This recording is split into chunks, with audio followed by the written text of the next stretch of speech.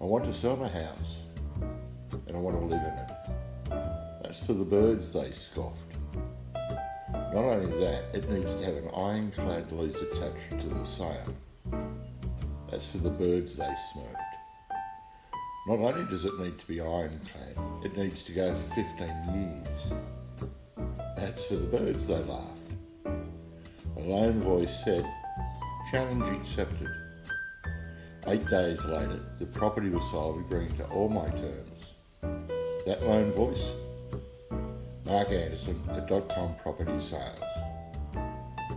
So if it's for the birds, what a better way to celebrate.